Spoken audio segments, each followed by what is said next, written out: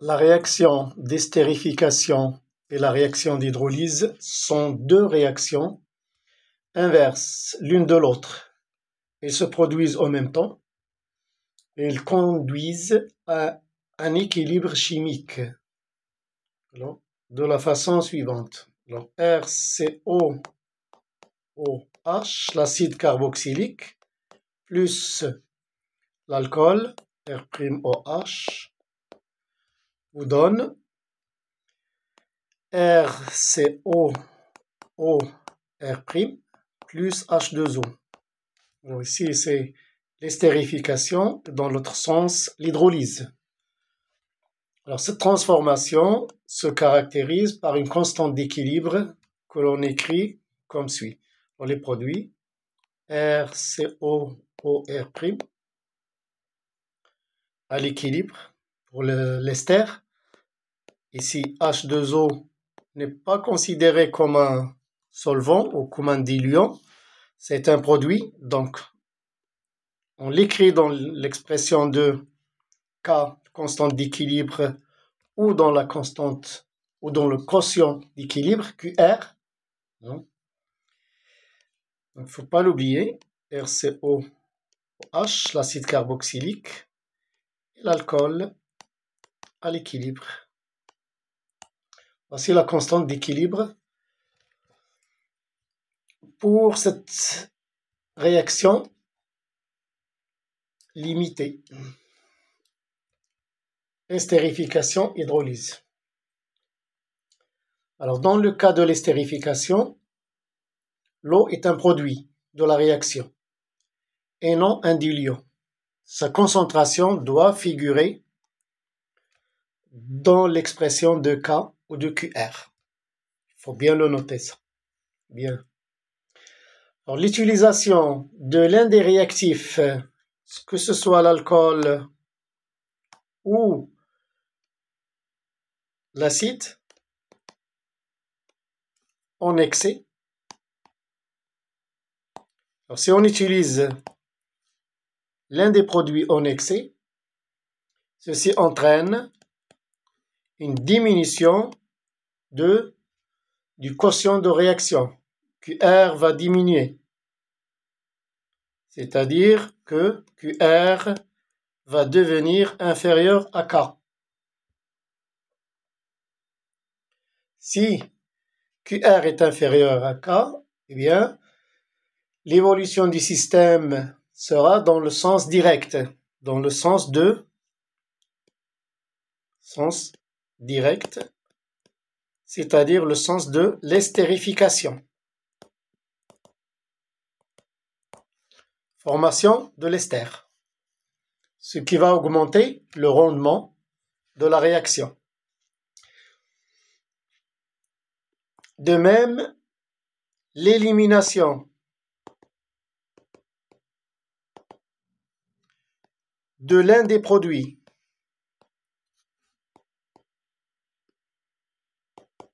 alors que ce soit l'ester ou l'eau. Si on élimine l'un des produits, QR devient inférieur à K. Ceci entraîne aussi l'évolution du système dans le sens direct, c'est-à-dire dans le sens de formation de l'ester. Voilà. Donc pour le rendement de la réaction, Alors le rendement, R, c'est égal au nombre de moles d'ester expérimental que l'on obtient réellement sur le nombre de moles d'ester maximum que l'on attend si la réaction était totale. Et ça, c'est égal aussi à X final sur X maximum. Alors, ce rendement, R, dépend de la classe d'alcool. La classe d'alcool, alors on a vu que si l'alcool, pour un alcool primaire, le rendement sera égal à 67%. Pour un alcool secondaire, ce rendement devient 60%. Et pour un alcool tertiaire, le rendement devient 5%. Voilà. Alors maintenant, un autre moyen pour produire cet ester, c'est l'estérification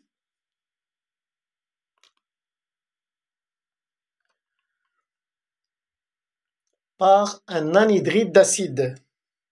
Estérification par un anhydride d'acide. Nous avons vu les anhydrides d'acide. Alors si nous voulons produire de l'ester, mais avec une réaction qui est rapide et totale, contrairement à l'estérification par l'alcool et l'acide, qui est lente et limitée.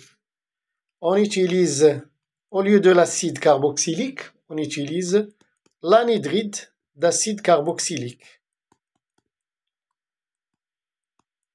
Ce composé-là, un anhydride d'acide, plus l'alcool.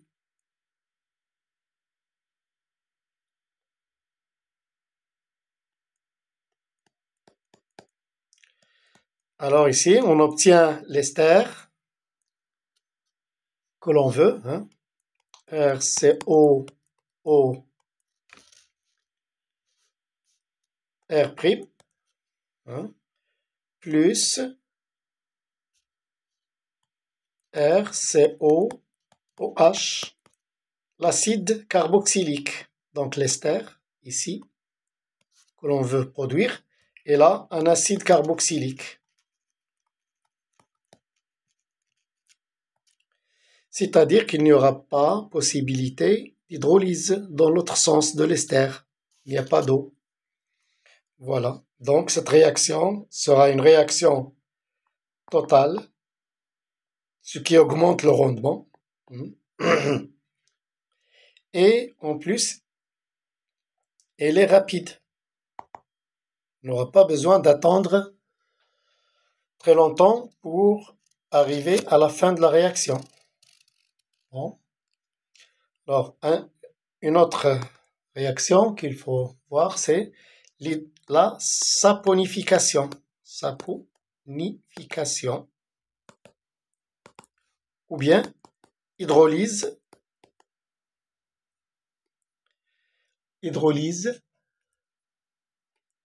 basique d'un ester.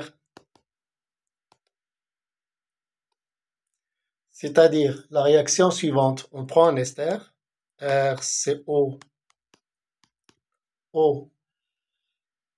Ici, on va mettre R1, R2. Voilà. Et on ajoute une base concentrée. Donc ici, ester, plus une base concentrée, c'est-à-dire en ion H-, bien sûr, on obtient un ion carboxylate, RCO au moins, et un alcool, R2, ici on aura R1, R2OH. Voilà, du savon. L'hydrolyse basique, donc d'un ester, c'est une réaction totale et rapide. Donc ici, aussi une réaction totale et rapide. On ne peut pas avoir l'estérification, on ne peut pas avoir, l'estérification dans l'autre sens, production de cet ester. Voilà. Alors les propriétés du savon, on tient ici le savon, hein.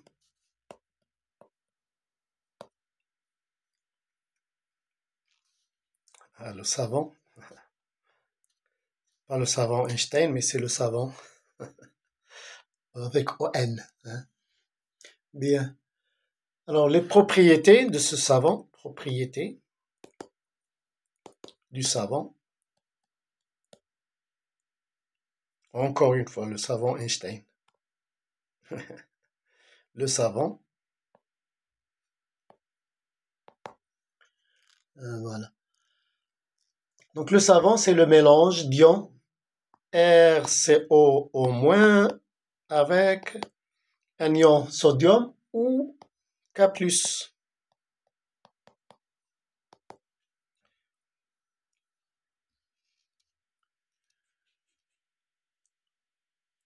Alors, ce savon est composé d'une longue chaîne carbonée,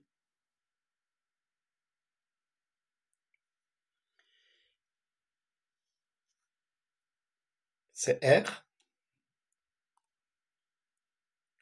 et qu'on appelle la queue,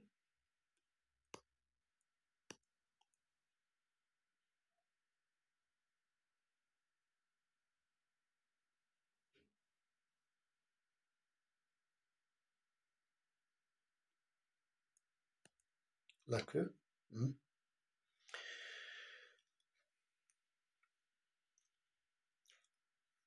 Et de COO-, qu'on appelle la tête.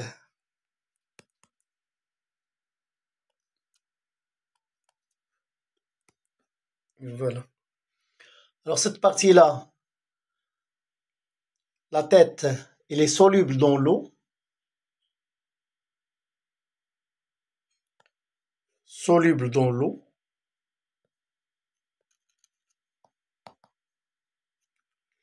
On l'appelle la partie hydrophile. Hydrophile, c'est-à-dire qui aime l'eau, hydrophile. L'autre partie, il est insoluble dans l'eau.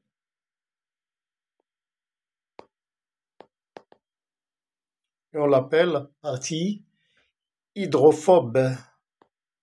Déteste l'eau. Hydrophobe. Voilà.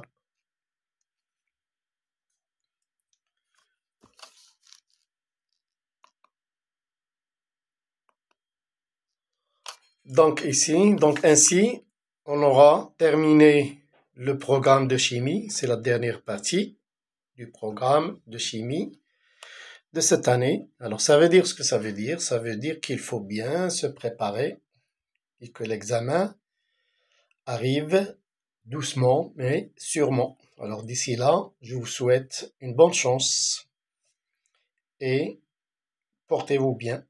Merci.